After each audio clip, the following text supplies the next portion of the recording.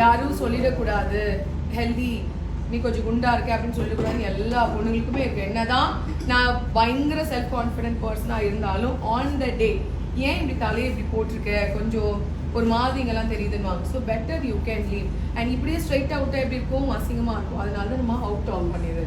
இந்த பக்கம் out of, இந்த பக்கம் அவுட் ஆஃப்.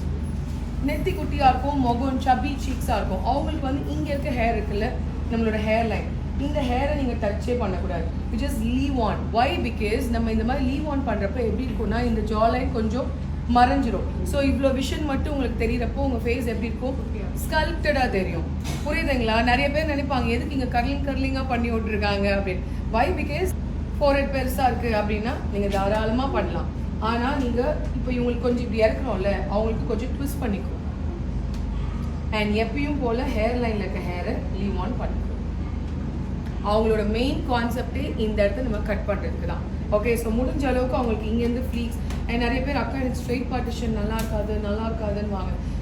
அதுவும் ஃபோர்ஹெட் பெருசாக இருக்கும்போது சுத்தமாக அதை அக்செப்டே பண்ண மாட்டாங்க. ஆனால் நீங்கள் ஸ்ட்ரெயிட் பார்ட்டிஷன் அவங்களுக்கு எடுத்துகிட்டு இங்கே இருக்க ஹேர் லைன் இருக்குல்ல, இதுலேருந்தே நீங்கள் ஹேரை வந்து லீவ் ஆன் பண்ணி விட்டுட்டிங்கன்னா சூப்பராக இருக்கும். ஸோ இது எல்லாமே நீங்கள் ப்ராக்டிஸ் பண்ணதான் வரும். இப்போ நான் ஒரு விஷயம் நிறைய பேர் சொல்லுவாங்க, no my hair is very virgin, நான் எதுவுமே யூஸ் பண்ணல. பார்த்தீங்கன்னா நீங்கள் மிஷின் வச்சிங்கன்னா புகை வரும். Henna also damage your hair. நம்ம ஜென்ரலாக ஸ்கின்ல எப்படி ஒரு நேச்சுரல்